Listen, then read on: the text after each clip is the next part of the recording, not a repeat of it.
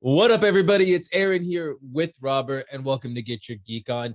And today we were talking about the Super Bowl, right? That's what we're talking about. It's a very special episode of Talking Geek because we're here to break down the Rams' thrilling victory over, the Bengals. We're here to talk football. We're not going to talk about anything else. No, just not at football. No, obviously we are two complete geeks. I watched a little bit of the game. I like sports. I like football. But no, we're here to talk about trailers. We've got a bunch of Super Bowl trailers that dropped, including some that dropped before the game. So we're going to talk about, I think, pretty much all of it. Doctor Strange got a new trailer. We got a TV spot for Moonknight. We got our first footage from the Lord of the Rings series. We got a DC-like thing where they showed footage from all their movies. Even a Jurassic World trailer that came out a couple days before the game. So we're going to talk Kenobi trailer. Don't forget about all of them. Yeah, no, they didn't. They didn't show me a Kenobi trailer. I'm still salty about that. Where's my Kenobi trailer? No, we obviously aren't talking Star Wars on this episode because Star Wars gave us nothing. Nada. It was all about. They really need to learn from Kevin Feige because, like, we're never without something teasing us for Marvel, and it feels like Star Wars has missed, like, when they did Disney Plus Day. Star Wars really dropped the ball, and Marvel was like, "Look at all this stuff." And even today we've got 2 new Marvel things to talk about, and still no Star Wars. So John is still learning. Give him a chance; he'll get there. No, he's an old man. He should know by now. He should know by now. He knows how to make fun movies. That's all he knows. Yeah, I guess so. Well, let's talk about it. Yes, we're gonna talk about Doctor Strange and the Multiverse of Madness first. I think that's the biggest one from all of these, honestly. I mean, maybe Jurassic Park, but I think this is the biggest, personally. Yeah, and we got to say, spoilers. So if you haven't watched some of these trailers or you're worried about having some things spoiled for you, we're going to talk about all these things in depth, and some of them do have some spoilers, including Doctor Strange, because, oh my goodness, we are getting Professor X. Yes, the return of Professor X. Patrick Stewart, man. Oh my, that voice. It's fantastic. I was so, I saw, goosebumps. Even before I saw the trailer, I had gotten, like, I had seen the link, and it was like, even some people in their descriptions had put, like, Professor X in the trailer. So I was like, really? And then, I'm like watching the trailer, and, minute in, you hear Patrick Stewart's very iconic voice, and you're like, oh my goodness. We're in the multiverse. And I know we did it with Spider-Man. Yes. But now we're doing it with the Fox characters, with X-Men characters, with Professor X. And it looks like, I think we came to the same conclusion. It looks like this is going to be the Illuminati reigning in Doctor Strange in some way. So it looks exciting. I'm excited. And if you don't know who the Illuminati are, they are basically the 6 most powerful superheroes who gather together to help solve problems that no other team could take on alone. And the original team, if I'm not mistaken, was Iron Man, Black Bolt, Neymar, Doctor Strange, Professor X, and I'm missing Reed Richards. Yeah, I was like, I'm missing one. I was like, the big one. The guy the one I'm wanting forms the team usually. Between him and Iron Man, they usually form the Illuminati because they both say that, basically the world's too dumb. We're the smartest people in the room. We know everything. We need to get other people who know everything in on this and solve all the problems of the universe. And the team has rotated different members throughout its existence, so it's not always those 6 members. But I do think, obviously, we've gotten Iron Man in the universe, played by Robert Downey Jr. There's been heavy rumors that we were going to get a variant of Tony Stark, played by Tom Cruise, who was in the original running to be Tony Stark. I think that was actually in the 90s when they were trying to make an Iron Man movie. Yeah. They had approached him, and they decided he didn't want his face covered the whole time. It's Tom Cruise. But that could be really interesting. A nice little Easter egg to have a 6 inches Tom Cruise, Tony Stark version. Of course, heavy rumors that we're getting Namor in the Black Panther sequel. And so, we could bring him in. casting a Reed Richards, maybe bringing in a Professor X like Patrick Stewart. Definitely, I think that we have a chance to see some iconic members of the Illuminati. Oh yeah. And I will say, I wonder if Mordo is part of the Illuminati as well, and Possibly.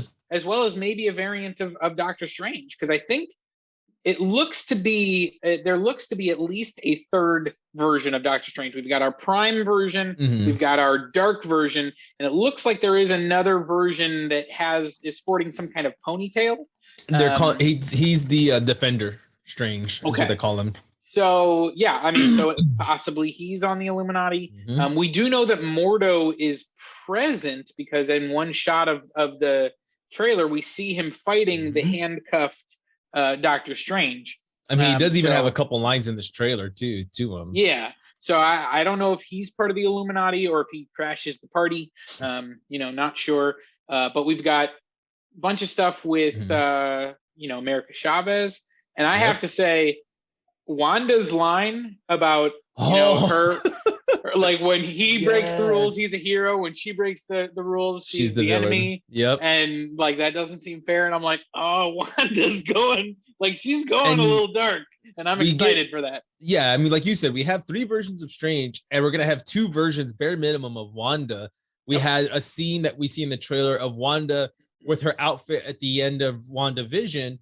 And then a Wanda who's walking up to her in like street clothes almost. Yeah. I'll describe it as street clothes. So we have 2, and she's almost looks like she feels sorry for the other Wanda. So the rumors are our Wanda will become the villain of all of this. There's I don't know about that third Wanda, because there was a Wanda with like blood on her head. I don't know if you saw that. It could have been the same one. Yeah. Or it could be another version. Yeah. Another version of it. Exactly. And I know I'm going to go straight to speculations. What if we get Zombie Wanda? Oh, dude, yes. Because Zombie Wanda was crazy in that episode. She was. Especially after Vision. It's like, yeah. I mean, my speculation is this, though. Because we're seeing her in this red outfit. We're seeing the predominantly Scarlet Witch that we get from the comics. Yep. And now Professor X is in here. We don't know anything about him yet. I mean, for all we know, he could just be some human. Or he could be the Professor X that we all know from the 90s, or early 2000s, sorry. Yeah. With these powers, is this going to link to House of M? Because, I mean, she did say at one point, no more mutants. Maybe she's going to be like, no more heroes, and try to get rid of everybody. Yeah. And then she's going to bring all the heroes back. Like, fine, heroes, like, we need help. Like, I need to bring all the heroes back. And then we get everyone turning into mutants or Inhumans. We get Submariner, we get everybody coming out of the woodworks at that point. I don't know. I'm excited to see that. The other thing too is I sent you a screenshot and it's still, and I'll put it in the video right here, of all those chairs sitting there. And we have Doctor Strange walking down that corridor. Yeah. I am putting money though. The guy on the far right is Neymar, because if you look at it, he has like a little something sticking out like a staff right here, which I'm wondering if it's a trident really. And that's Neymar walking in. Yeah. The other thing is that could be Mordo, because Mordo possibly, also kind of fights with a staff. And so that was my thought as he was walking in, because he does look like he's got the long hair, and we see Mordo with long hair, and we know he's at that location. So it was almost like, hey, I brought him before you because he's been messing with stuff. Like, almost like, Mordo is bringing him to the Illuminati as like a prisoner. Right. I want Mordo to. Yeah, I don't know. That's kind of what I was thinking. I want Mordo to come up and be like, do I get the rank of master now? Like, no, you could just have a chair. And then he just goes evil again. We grant you a seat on this council, but we do not grant you the rank of master. I want them to do that to Mordo, and he'd just be like, I hate you guys. How many times have y'all watched Star Wars? All of the Star Wars. So I think the other thing is that, I have to say, and I know you messaged me that you have speculation about who another villain might be. I do too. Okay. And so I think, based on some wording in this trailer, based on what the previous director, Scott Derrickson, had said about what villain he wanted to bring into the sequel, and then of course he's no longer there. It's now Sam Raimi.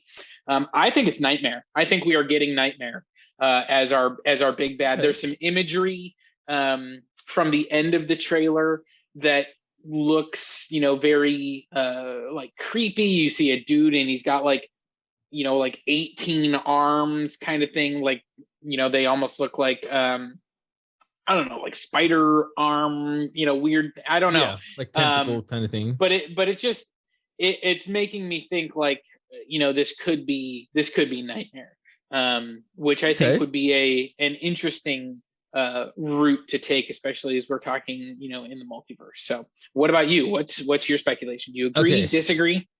I could see that. The creature that you're talking about, his name is it Shuma? No, that's the actual tentacle thing. Like that's. Oh, you're talking about the mummy-looking one that was holding America Chavez, right? And the one at the end where he's got a bunch of different, like he's got a bunch of arms and stuff. Yeah. Yeah. Okay, that one. Yeah. The one that's doing like the. I don't know. He's doing creepy stuff. Yeah, I can't think of the painting's name with all the arms with the humans. Sure. Yeah. I can't remember. Anyway, I know my history. Okay. Here's what I'm thinking. Because we know we're getting America Chavez. We have WandaVision. We have Wanda. We have Wanda.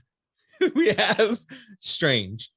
Yep. I mean, something is holding America Chavez. So I could see why you would say that too. Like maybe he's sending demons or stuff after her. Because there's like some weird like mummy creature holding her. We get the line of Doctor Strange having the same nightmare over and over again. So I could see that. There is a scene though, because I feel like we're balancing that line of what if. That almost looks like a character throwing a punch at, I think it's America Chavez, and it's all yellowed out. Like it's a yellowed figure.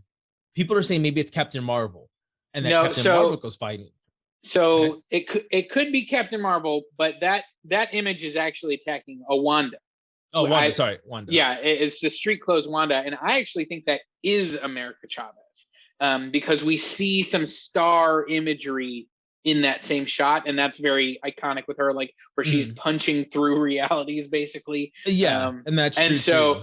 So it's one of those things where it definitely has that energy blur that looks like Captain Marvel also. So I'm not throwing water on that. I just think that in watching that, and I watched it kind of in slow motion. Yeah, I think that might be America Chavez trying to stop Wanda from, doing villainous things. And I don't know. My idea is it's Black Panther Killmonger, because he's technically alive in the what if stuff. He usually has a yellow glow to him. It's saying that now, of course, that's going that street clothes Wanda is a good guy. And of course, he's more of a villain anyway. So he's going to try to stop her and, do whatever he's doing, because I'm not sure that street clothes Wanda is a good guy. There might not be a version of Wanda that's a good guy in this trailer. What I think is going to happen is, even though our Wanda is so broken, so defeated, I think she's the hero story of this too, is that I'm still going to overcome everything and be the hero, where I think street clothes Wanda is, no, I'm a straight up villain. Like I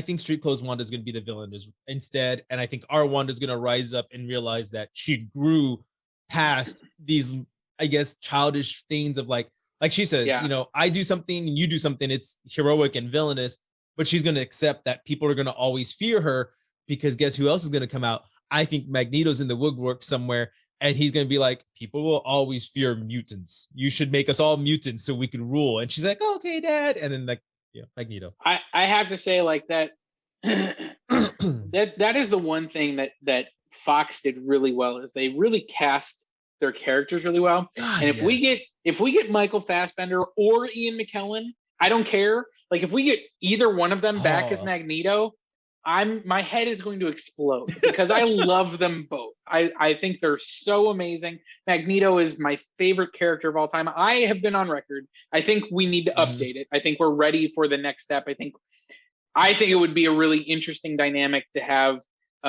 Magneto and Professor X be Black, and maybe have, Magneto having the experience of maybe suffering, somebody in his family who suffered from maybe police brutality or something like that, right, if he's American, or maybe he's, South African and dealt with apartheid, something like that. I think that's the parallel to, the Holocaust, because I think we're past that, unless he's going to be 100 years old. So it's like, we have to update it. So I've been on record saying that, but if we get a variant version that's Michael Fassbender, like, I'd be okay with that too, because I mean, it's so good. I mean, and either one of them, like you said, give me either one of them because they both. I know people bashed what's his name, the newer guy. How do you say his name? The one from the Fassbender.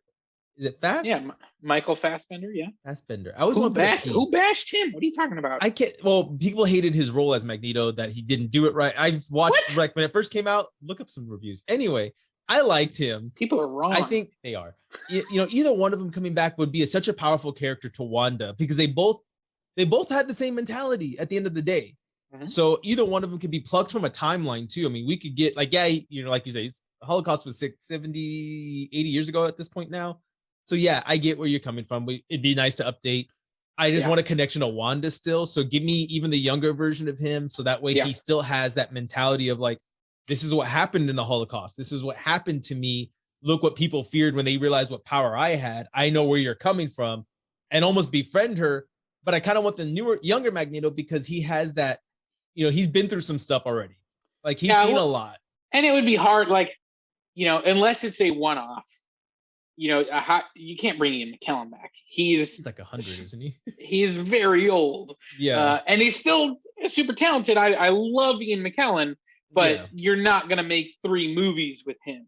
No. You know, like, and have him be Professor X for the next 10 years. Like, he's just, I think, like you said, his would be a cameo. Like, maybe it would be cool to see like the Illuminati and Charles and everybody. And then maybe like Charles is in a park playing chess with somebody and it's him. And he's like, so how did it go? Like, going back to that chess thing they always do. Why are you telling me things that I want to see, and now I will be disappointed if they're not in the movie? I want to see, like, because to me, that's how you have to bring him in. It's just like a one-shot cameo. Like, he'll know younger Magneto, like he'll probably know of him, but this is the Magneto. He's like, this is my Magneto. I know him. And I want that chess game, because that's what all this is. With the Illuminati, it's a chess game. It's we're right, you're wrong. We're going to show that you were right, and you're still wrong. And they don't mind sacrificing people to get the job done. You know, they've shown that several times over. We are the future Charles, not them. They no longer matter. Exactly. Oh, I need to see Magneto come out in this. I need Magneto. Oh man. And I need Dr. Doom and Mephisto to just be like, hi guys, like, we're here. And then like go do stuff. Like, we'll be here later. I you know what I want is, I want Nightmare, but I want Nightmare to show up and be like, it's me, Mephisto, and then be like, just kidding. I would be pissed. I'd be like, I hate you, Marvel. I hate all of you. They just do that again with like they did in Iron Man 3, where we thought we got the Mandarin and it wasn't. I am the Mandarin. No, you're not. It's just I want that to be for the next 20 years. It's just every movie is like, it's Mephisto, and then it's not. Nope. So I don't know. I think we kind of tore this trailer apart, but guys, definitely this is probably for me one of the most anticipated movies that I know. I loved No Way Home, but I think this is gonna be way up there with No Way Home for me. The only thing I'm concerned about is I just don't want a bunch of cameos for cameo's sake. Like, if it makes sense, like I think the Illuminati is a brilliant way to bring in several, cameos. I think that's a really smart way to do that and have it matter to the story. And Easter eggs I'm fine with, like, as they're breaking through realities and going to different places. Like we see in one, there's like a dinosaur in the background. So as they're doing that, maybe, seeing like, oh, hey, if you freeze frame, you can see this character. Okay. Like, I'm okay with that. I just don't want them to like drop in a bunch of characters that really don't have any business being part of the story. And I trust them. I think they're going to do it well, but that is my one concern. And I had a similar concern about No Way Home. I think we talked about that multiple times, like overstuffed, too many characters, and then it wasn't. They made it work beautifully. I mean, so hopefully, fingers crossed, they do the same thing. I mean, and before we wrap it up, I mean, that screenshot of those chairs, there's only like 3 of them filled, so they could even make just a reference, like, Reed couldn't be here today. Him and Black Bolt are off doing something. Every time we mention Black Bolt, I can't forget that his comic name is actually Blackagar Boltagon, which is the dumbest name in history. It's like his full name, Blackagar Boltagon, and I just want them to say that. Be like, yeah, Blackagar couldn't make it today. Like, what? What'd you say? Oh, that's right, Black Bolt. It's like I ever called him by his real name. No, of all of the dumb comic names that are out there, Blackagar Boltagon is right up there. Like, that's pretty dumb. Yeah. Well, you got J. Jonah Jameson. You got Fing Fang Foom. Look at you got all these like repeated F's or J's or whatever. I know. So, but it's like literally someone like, I don't know the history of his name. No, I don't know. But it's like he was Black Bolt in the first however many issues, and then someone decided that he needed a full name. And we're like, here's Blackagar Boltagon. And you're like, what? They did it so no one would ever call him his real name. What drugs were you on when you did that? It was the 70s, probably. I can name a few. Yeah, the Inhumans. Anybody that was doing Inhumans was definitely doing something, because there's literally a character named Eldrak who is just a portal. He's a door. He can't move. And he's a sentient being, but he's just a portal, and people walk through him to go to different places. And it's like, I would be the worst at that job. I'd make so many jokes. Right. You've got like the teleporting dog. You've got like, there's so many weird characters. And I know the X-Men are weird too, but like Inhumans is like, yeah, you thought X-Men were weird? Here's another level. But could you imagine being that sentient door too, though? Like, yeah, man, I gotta teleport you. And they're like, no, we got Lockjaw. Bye. What? Now your job's pointless. Like, we got all these other guys that can do it instead, and they can come with us. Like, we don't have to just walk over to you. Oh, my job is done. Sorry, Eldrak. Right? It's like, and done. So, all right. We got a lot to unpack. Do you want to let's stick with Marvel and do Moonknight, or what do we do? Sure. Yeah, let's do it. We got a quick 30-second spot. It wasn't it wasn't a bunch of new stuff, but we did see some new footage of Oscar Isaac in the lead role.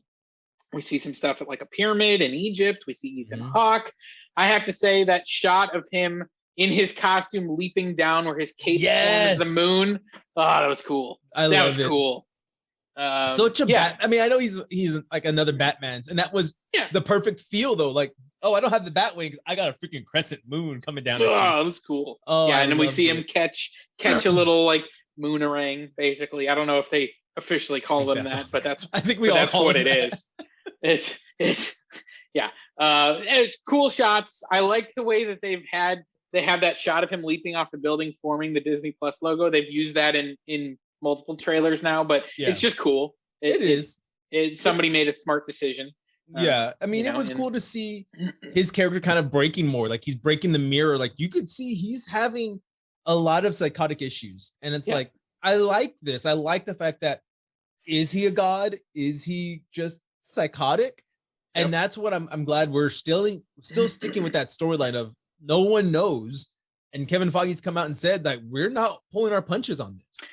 Yeah, so, there was a story where Kevin Feige kind of said, hey, we're not pulling back. Like, this is going to be brutal, that kind of thing. But then there was a follow-up story that this got the same rating as every other Disney Plus show, TV-14. It's not TV-MA, which is what most like the Netflix Marvel stuff was. And so you wonder, like, yes, it might be a little more brutal than maybe Falcon and Winter Soldier, but in Falcon and Winter Soldier, we saw a guy beaten to death with a shield. And they didn't show much. Like, they showed the blood on the shield, but they didn't really show the actual like beating. And so you wonder, like, how much are they going to hide with camera tricks and stuff? They're going to have to show blood. But agreed. I do wonder, like, when you say, oh, this is going to be brutal and we're not going to hold back, I question how much of it we're going to see on screen. Yeah, exactly. How much of it is a camera trick to hide, like you said, to hide, oh yeah, we saw it got beaten up, but we didn't see him get beaten up with the shield either. Right. So it's like we see the aftermath, we see the blood, and that's, maybe a little bit more brutal than most of the stuff we see from Marvel, because most of Marvel is pretty bloodless.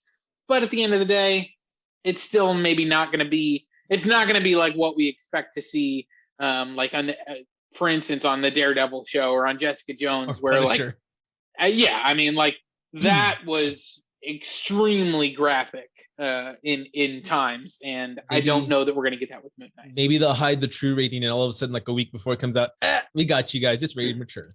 I mean, that would be awesome. I think that's one of the sad things about being on Disney Plus is, Disney's like, we don't want any like mature content on here. And I wish it kind of would have went the Hulu route instead, because Hulu has more adult content, and then just label it like it's a Disney show on Hulu. I mean, they already have like the Disney bundle, which has Hulu and ESPN. So it's like, get people to buy that, so that way you can get them across to each side. Like, you want the adult, like I think we even talked about it. Hulu should have the adult stuff. Disney should have more of the kiddie stuff.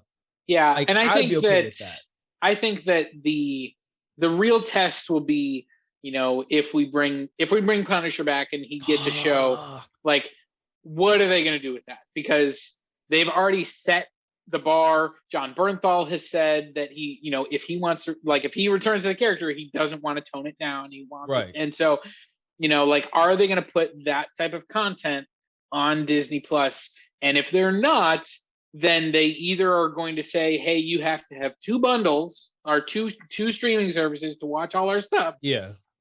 Or they're going to tone down Punisher. And I hope it's not the latter. I don't want them to tone it down, but I don't know that they want to make that business decision where they say you have to have two streaming services to watch all our stuff.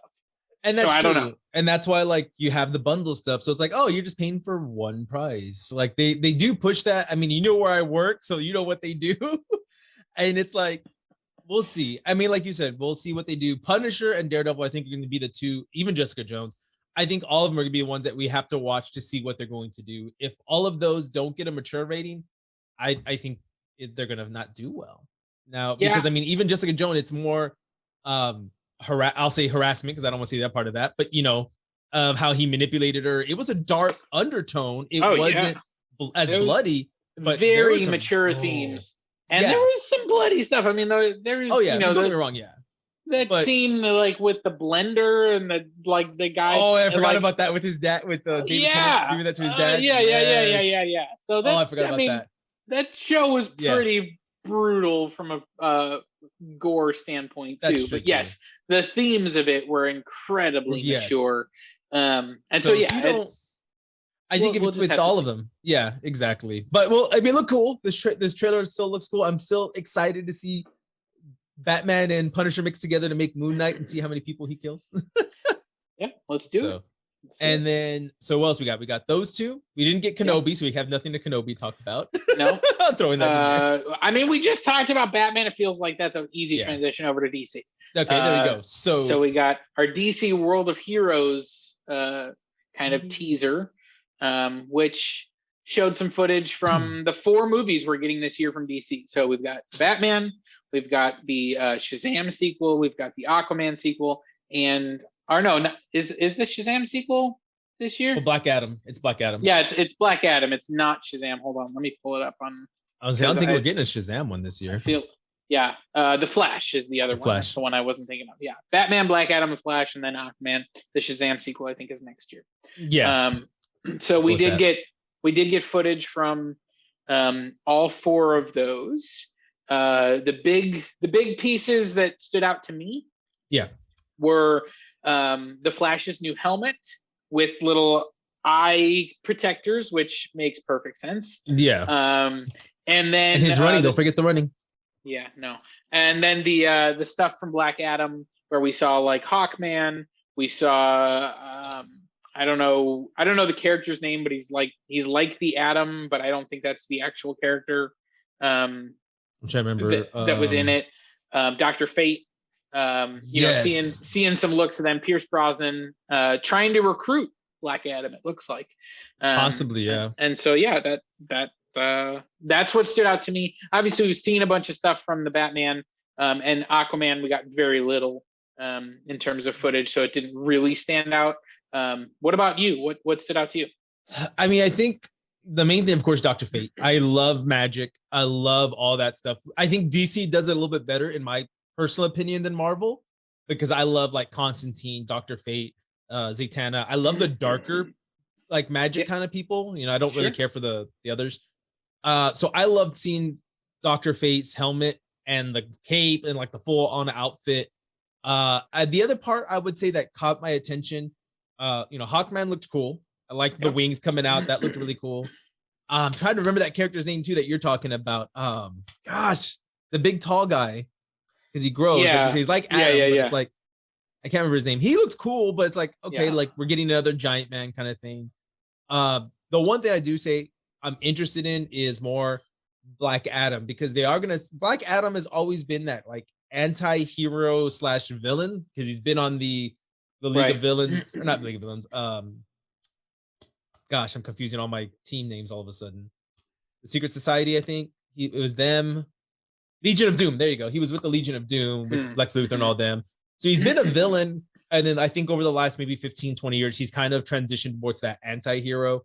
And even this film, it looks like we're getting that anti-hero vibe. Like they held the Rock, or Black Adam, who's being played by the Rock. They hold him down, and it's like somebody's cutting somebody up, it looks like. And it's like, so no wonder he has like this grudge already against humanity. Like he hates people. So I like that we're seeing that. I like his look. Like I like that, Black Adam always has that black look, and his cape looks all torn up.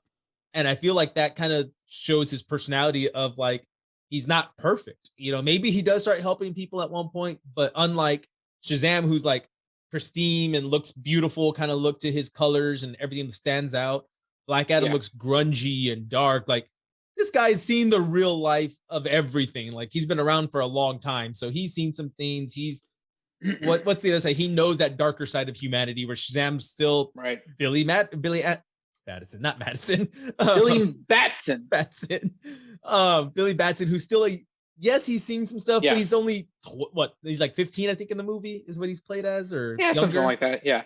So it's like he doesn't see like Black Adams are these like 40s and 50s, and I think in the comics he's technically hundreds, right? I think he's immortal essentially, or he's been around a while. Like 5,000 years, like kind of thing. He's been around, but Atom Smasher. Adam Smasher, that's his name. Is the character. Yes. Hawkman, Cyclone as well. Cyclone was in it? I miss Cyclone. I don't know if she was in the trailer, but she's going to be in the movie. Oh, okay. Because they're the Justice Society of America. Oh, that's true. Yeah. And so we'll see what all that looks like. But it looks like they're trying to recruit him, and I don't think that's going to go well for the Justice Society of America. I mean, I will say this, and I get why they're doing it, but one thing I am, well, wait, who's the girl with, I'm gonna have to send you that picture later. There's a girl in there I didn't see. I have the trailer playing up in the background. Yeah. But yeah, so the other thing is, I don't know how much I want to see this, and this is gonna be like the third or fourth time I've seen it. Barry going back to save his mom and to try to do all that. That's been played out so many times. For me, it's all, me, I love Spider-Man. Anyone who knows me, I love Spider-Man. But I'm tired of seeing the movies show me Uncle Ben die for the 100th time. So I think Tom Holland's did it right, where it was just like, kind of an off-screen reference. Well, and you say that you've seen it a bunch of times. We've never seen it in live-action movies. Like movies, it's been in the TV series, obviously. Mm-hmm. It's been in comics. We've seen it in cartoons. But I think there's a huge audience that maybe doesn't know that story of the Flash. I'm not saying that I'm super excited for it. I think they are jumping the gun to go to that story so quickly. But I think they really wanted to kind of reset the universe a little bit. They needed to reset it. And like, here's the character that can do that. They can do that with the Flash. They can do a Flashpoint, and they can, kind of reset, keep what they want, keep, an Aquaman and a Wonder Woman and a Shazam, and lose your old Batman, or whatever. Like they can do it how they want to. This is the thing, is that I just haven't been like, I like the character of Flash. I'm not a huge fan of Ezra Miller's version.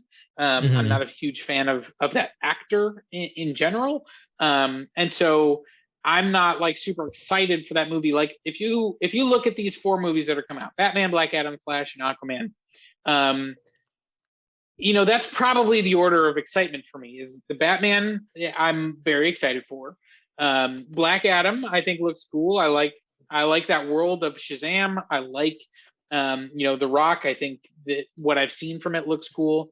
The Flash bringing in the old Michael Keaton Batman, cool. Doing some multiverse stuff like that could be interesting. And then Aquaman, I didn't really care for the first one, thought it was okay. It's hard to be super excited for that sequel. I'm not the biggest fan of Surfer Bro Aquaman. And so even though I like Jason Momoa, I'm not necessarily over the moon for his Aquaman. Right. So it's one of those things where, like, Batman, Black Adam, I'm here for. Flash, Aquaman, I'll see him. But I didn't see the first Aquaman in theater. Really? I probably will see this one in theater, but I don't know. We'll see. And I think, honestly, out of everything, Dr. Fate is all I really care for. I love Pierce Brosnan. I think he was, by far, for me personally, one of the better Bonds out there when he played his James Bond. I loved him in that stuff. I love him in action roles. What was the other big one he did? It wasn't The Rock, right? No, that was Sean Connery. Dante's in Peak, I think it was. That was another good one. He was in Dante's Peak. I can't remember the other Crown Affair. Maybe it was Thomas Crown Affair I'm thinking of. I don't know. Mrs. Doubtfire, big action movie. Oh yeah, that must have been it. All those people he destroyed in that film. I forgot about that. That is a really fun movie. It was a fun movie. He's such a good actor, and I've seen, my mom watches those that's musical one that he's in. I can't even think. Mamma Mia. Mamma Mia, and he's still good in that. Yeah. So he's a very good actor. I love his characterization of Bond. His movies that he's in are not very good. No. Like the first one, GoldenEye, is good. And then after that, it is very diminishing returns. It is. But his version of Bond, that kind of, suave, debonair version that, is kind of, a reincarnation, a little bit of kind of blending Roger Moore and Sean Connery a little bit. It really did. And we took a hard left with the Daniel Craig version. Hard left. He was just a straight up action guy. And I love those. I love that version too. And I think, several of his movies are very good. Yeah. That version of James Bond, Pierce Brosnan, that's who I grew up with as James Bond. And I think it was a really fantastic, kind of version of that character. Exactly. And of course, being that he always has this, to me, in any film he's in, that pristine look to him, like debonair, I guess is the best way to say it. And that's Dr. Fate. Like, he's still like this pompous, arrogant kind of person. Yeah, and he's like a college professor or something like that. Yeah. So he's highly intelligent. And so it's like I took a screenshot of it and I'll hopefully have it posted here. But that look he has holding just the helmet, it's just kind of like that, the facial hair, the look, like I could see you as a pristine person. Like, you're going to probably have a chip on your shoulder. You're going to be a little bit of a douchebag because, that's what you kind of are, Dr. Fate, because you think you know it all. So I don't know. But yeah, like everyone else, Ezra Miller, I'm not looking forward to The Flash. I'm not looking forward to Aquaman. I have my own personal reasons of hating that film already. Like how you are with actors and actresses too. It's like we all pick those. And it's like, I don't know. I'm curious on Batman. We're going to see that one when it comes out. I'm excited. After seeing some of his other performances. Already got our IMAX tickets. Got to see that in the big screen. That'll be fun. Yeah. So I don't know. We'll see. DC's hopefully finally realize what they did wrong. They're going to use this movie to reset everything and give us what we've all been waiting for in the DC universe. Constantine movie. That's what we've all been waiting for. I would not turn it away. Constantine is a fascinating character, whether it's Keanu Reeves or we get a more accurate British blonde-haired version. I want Constantine. I think some of the animated stuff with Constantine, like the Justice League Dark stuff that they've made, is just super interesting. I would definitely be on board for that. Yeah, I would love. I don't know if I would love to see Keanu Reeves come back as him. But what if we got Tilda Swinton and Peter Stormare back? Now I'm getting you. I still love my guy from the Constantine show. Matt Ryan. Yeah. I couldn't remember his last name. I was like, knew it was Matt. I couldn't remember the last name. I know. I think I said Matt Smith the last time we talked about it. I was like, wait, no, that's the Doctor Who guy. Doctor? I mean, there was references, but yeah. Yeah. I don't know. We'll see what happens with those. See where it goes. Right. So anyway, so what do you want our to hit on trailer. next? We got two left. We got Lord of the Rings. We got Jurassic World. Which one? Let's end on a strong note. So let's get rid of Jurassic World. Ouch. I'm taking my shot now. I mean, yeah, Jurassic World Dominion, which is the follow-up to Jurassic World something. I never saw the sequel. Isn't it like I'll be honest. Endgame? I'll be honest. Jurassic Park is one of my all-time favorite movies. It's in my probably top 15, 20 movies of all time. I love that movie. Fallen Kingdom. Everything after that, really, yeah. I mean, Lost World, meh. Jurassic Park 3, meh. Ugh. Jurassic World, meh. And I didn't see Fallen Kingdom. Yeah. And I haven't Dominion, either. I have to say, I watched this trailer, and I have to say, hearing them talk, like using voiceover that, where they're talking about, like, I wanted it to be something you could touch with images that are clearly CGI dinosaurs really annoyed me. I was like, that's part of what made the magic of the first one so special, is that, yes, there was CGI being used, but it was blended. It was blended with those practical effects that made it feel very real. And like, that was my big complaint with Jurassic World, is it just all looked so fake. It does. And I didn't see Fallen Kingdom, but even in this trailer, again, it's like, I'm not getting it's like they want to show these dinosaurs in light to show how amazing they look. But that was part of what was amazing about the Jurassic Park movie, is like, it was always raining, it was always dark. So that hid a lot of the, like, hey, does this look perfect? Well, you can't really tell because it's dark and it's raining, but guess what? That made it work. And I just feel like they've lost that because they want to show off their technology. They want to show off how good it looks. And it's like, yeah, it looks good, but it also looks fake. And so I don't know. I'm not invested in this storyline. I'm not invested in these characters. It really does feel like, Fallen Kingdom got very mixed reviews. And it feels like they went, hey, we brought Goldblum back for the last one, but it still didn't really sell people. Let's just was he in Fallen Kingdom back. I think briefly, yes. Oh, I didn't see it again, but I know. Yeah, that's what I was like. I didn't even know that. Okay. But now it's like, oh, we've got to bring back, Alan Grant and Ellie Sattler. We're gonna bring back these old characters. And yeah, I mean, it just feels like, again, they're hitting on nostalgia beats. They're trying to get you to come back for this movie. I'm sure it'll make a lot of money. It's a big spectacle. People like these movies.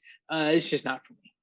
Yeah, I think I've fallen out of favor with these films. I think the first two are my favorite. I love the first one. I think that was by far my favorite. Lost World was okay, but yes, it's got some amazing sequences. Oh yeah, but the raptor sequence in the grass, the T-Rex attacking the trailer, like those are some amazing sequences. Yeah, it just didn't hit like that first one did, and you really can't really, I guess, regather that magic that first one had almost, And then, like you said, the third one was just, to me, garbage. I don't even think I watched it more than once, maybe. It's meh. I watched Jurassic World, Chris Pratt's first one, and like you said, though, I think something over the last 20 years has changed where people are like, oh, CGI it, but we lost that particle. Like, you can't do the original one like this, because like you said, they use a lot of darkness to hide everything. I mean, and even to an extent, you lose stuff like The Labyrinth and other movies that had that like mixture of like puppets and animation, right? Or animatronics, I'm sorry, and CGI. They use a little CGI in later years, so it's like, mix it, blend it to where it's like, that looks, is it real? Is it not? Let me really consider is it, and trick my mind. Like you said, now we look at it and it looks fake to me. I see the light bounce off on it, and I'm like, yep, there's the lights, the spotlight. Okay, that's how they did it. Like, that's where I'm looking at. Like, I don't do 3D modeling. I can't. Personally, it's a pain in the butt for me. But I'm like, I look and I know how to do it. So it's like, you're selling it to me wrong. Like, make a couple animatronic ones to be in the front of the camera, make CGI of the rest of them, but let me get a couple real looking ones. And we've lost that magic over the last 20 years, I feel like, in film. Well, and it's one of those things where, again, it's just like you're seeing too much. And so, I think back to, like, Steven Spielberg made the first two Jurassic Park movies. And yeah, I mean, we had hidden by rain and darkness and all that stuff. And when we did see light, it was like, we saw I think it was a Stegosaurus who, was like on the ground breathing, and that's it. That's all we saw. It wasn't running. It wasn't doing all this stuff. Nope. In the sequel, we see the raptors, in the high grass. And so we're just seeing the grass moving. We're not seeing the raptors running. And it really does make for not only is it just effective kind of horror creepy, because what you can't see is always a little bit scarier than what you can see. But at the end of the day, it also just does a better job of allowing your mind to fill in the gaps and make it more real. Something like Jaws. Part of the reason Jaws works so well is because we really don't see the shark. Because when we finally do, it doesn't really look that real, but we're an hour 40 into the movie, and so we're bought into this shark that it's okay. Yeah. But that's the type of thing where, like, these movies they're just showing too much, and they're trying to show off, they're trying to do all these things, but it's like, man, I just don't care anymore, because you've jumped the shark. You've gone too far. You keep trying to, like, oh, we got to push the bar higher. We got to make it bigger. We got to make it more, and it just feels like in all of that, they've just lost so much. I mean, we see like a chase sequence in this movie with Bryce Dallas Howard, like jumping from building to building, being chased by a raptor. And I'm like, she'd be dead in 4 seconds. Like, what the heck is going on? Like, why is this raptor not able to catch her? I don't understand. Like, He's this, like, I'm not buying this. I don't know. And it feels very fake. Like, that's just what it is. It just does not feel real in the same way that the first movie especially did, where, like, yes, it was fantastical. We're bringing back dinosaurs from the dead. That's ridiculous. But they made it work. In these movies, it just doesn't feel real. It feels so ridiculous.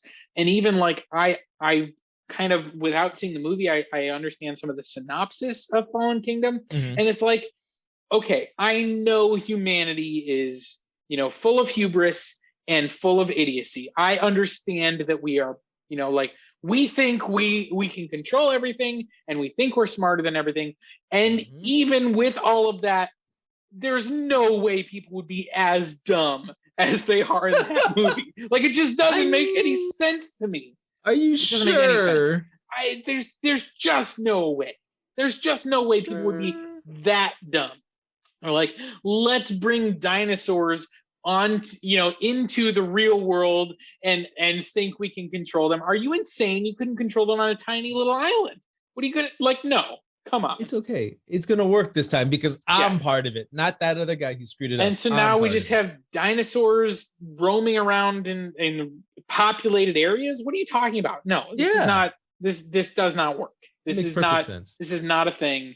This is a dumb storyline, and I wish all of our characters would die. Like, this says it's the conclusion, and I just hope it ends. I hope it ends with literally all of humanity dying, and the T-Rex is roaring, and then it's just subtitles like, "And I finally eradicated the humans." Like, that's all I want. You see a dinosaur in a lab coat.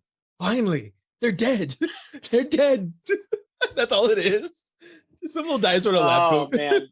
A raptor in a lab coat. I would love it. Right? That wasn't Blue or whatever. He puts a little lab coat on. Yeah, I've been a villain all the time, guys. I've been trying to kill these people for years. Yeah. So I don't know.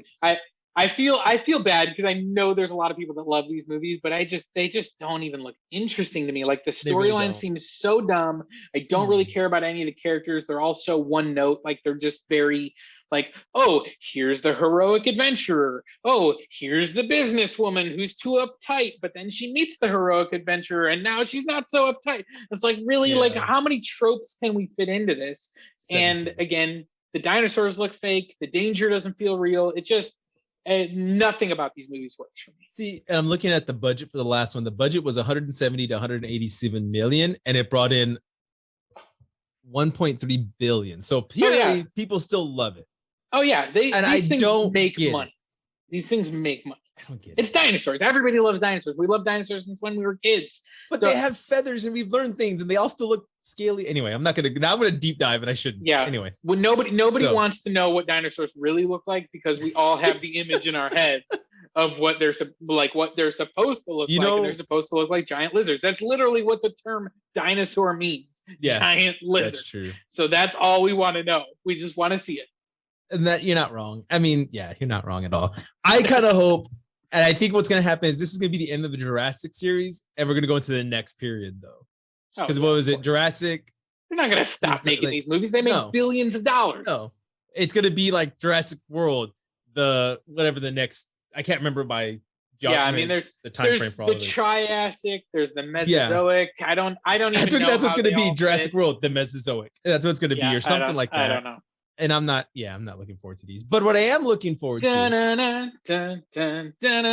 like the music is great. We do that. Yeah, he did that. That's all I want to hear. I want to hear an hour and a half of just the music playing. Just John Williams score. I'm on board. Yeah, I'm okay with this. But I'm also okay with Lord of the Rings. This actually caught my attention. The Rings of Power. Yes. Oh, yeah. We'll get back. I have a question later because we didn't cover something, but I'm done with Jurassic Park. So, I mean, we all know I'm not a huge fan. I saw all the films except I think there's 3 Hobbit films, right? I saw 2 of them. Yeah, I also have not seen the 3rd Hobbit film. I pretend the Hobbit movies don't exist. Okay, so the Hobbits never happened. The Lord of the Rings. We got Lord of the Rings now. This is a prequel, right? Amazing, yes. So this is thousands of years before the Lord of the Rings and the Hobbit movies take place in what's called the Third Age of Middle Earth, which is like thousands of years long. This series is taking place in the Second Age of Middle Earth. During the Second Age is when we saw the formation of the rings, as well as the giant battle that we see referenced in Lord of the Rings, where Sauron is defeated. That marks the end of the Second Age, is when Sauron is defeated. And Sauron's the eye, right? It's the eye thing. Yeah, but he was not really a man, but he was a flesh and blood person. Before his power was kind of formed into the eye of Sauron. And so so we do know there's been a ton of stuff revealed in like the last month about this series, where they've given us some character posters. They've, done some different things. So things we know. We know that this is going to be in the Second Age. We know that the creators have even talked about, they've been pulling a lot of stuff from the appendices of Tolkien. Because this isn't based on any stories that were specifically written, but there is a lot of reference material that they're using. Okay. And so they've compressed the timeline because basically they're weaving together several stories that in Tolkien's appendices take place over thousands of years. But we're going to get stories about a young Galadriel. We do know that. Young Elrond is going to be in this series. That was Hugo Weaving's character, right? Yep. So Kate Blanchett's character and Hugo Weaving's character, we're getting younger versions of them. We are also getting the character of Isildur, who was the ancestor of Aragorn. He's the one that cut the ring from Sauron's hand. So we know we're getting him. We're obviously going to get Sauron. And then we're also getting a character named Durin, one of the dwarves. And so there's a line of dwarves that can be traced all the way basically to Gimli, who's our main dwarf that we get in Lord of the Rings.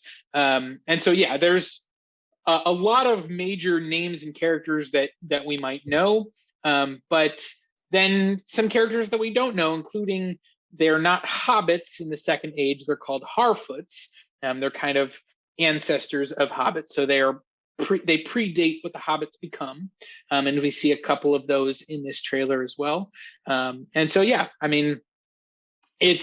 it's the same world, but it is going to be different. We're going to see some new creatures that we've never seen before. No confirmation yet whether or not we're going to get any wizards or anything like that.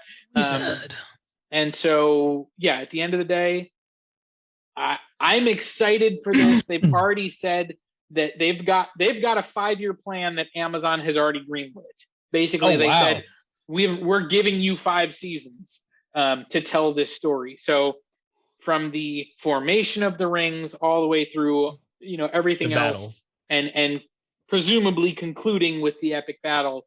Like, again, they basically, Amazon has said, we got 5 years, 5 seasons of this show that they've already greenlit. Now, maybe some, as it goes on, they'll, oh, we need to split this season and do this, and then they'll, it'll end up taking 6 or 7 years, or who knows however. But yeah, there's a ton coming. This is just our first taste.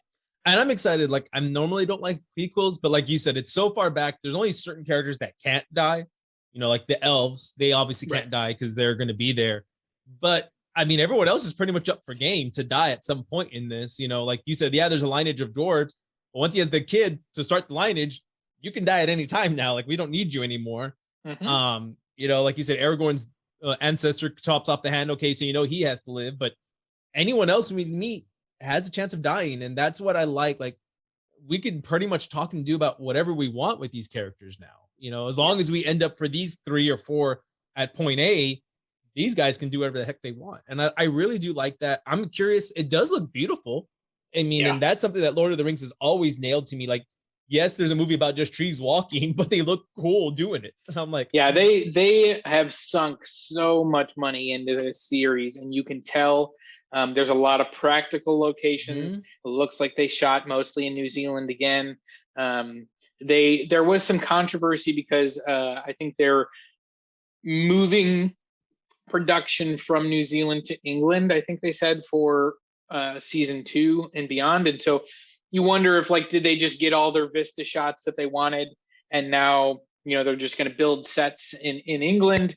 We'll see if that, how much that looks like. They'll probably still do some pickups and some stuff in New Zealand, but I mean, it looks gorgeous. It looks interesting. Young Galadriel looks like a BA. I don't hate that. I'm on board for this. I love the Lord of the Rings. I don't much care for the Hobbit movies, but I think that those fell victim to the same thing we talked about with Jurassic World, is that they moved it a little bit towards CGI too much and not as much practical, while also, like, the story just really got stretched out in those movies. And so I have a feeling this is going to be really interesting. We're going to get a lot of different viewpoints, a lot of different characters, elves, dwarves, men, magical creatures, anything and everything. And obviously the Hobbit-like characters, the Harfoots. We're going to get a lot of very interesting perspectives, and I'm excited for it. I love this world, I don't have anything bad to say about it. I'm interested. That's kind of what I'm going to say, is like, go check out the trailer, because it did look good. And for someone who's not a huge fan of Lord of the Rings like you are, I'm interested. I actually would be like, I'll probably sit down and watch this one. So just like everything else I'm supposed to sit down and watch. I know. I haven't done it yet. Yeah, you still haven't watched that series I've been telling you about. No, I need to. That's my goal today. Anyway, so guys, definitely go check all those trailers out, and definitely let us know what you think of every single one of them, or the one that you like the most. I think I'm already sold on Doctor Strange, that's going to be my favorite one out of all of these. You know what is your favorite out of all of them? That was my favorite, Strange. What's yours? Of the footage that we saw and talked about, I definitely agree. I think the Doctor Strange footage, there's just more of it than, like something like Lord of the Rings or the DC stuff or Moon Knight. And so then it comes down to Doctor Strange versus Jurassic World. Yeah, I'm going to be. You mean just Doctor Strange and some other trailer that just didn't show up? So yeah, I mean, there's a lot interesting happening in that trailer, a lot to speculate about. And I just, like, there's so many things that could happen in that movie. I just want to see it so I know what does happen. Exactly. So on that note, guys, let us know what you think. And of course, check out all of our stuff at official GYGO on YouTube and Facebook. I'm Aaron, and that's Robert, and this is Get Your Geek On. Stay geeky, guys. Bye.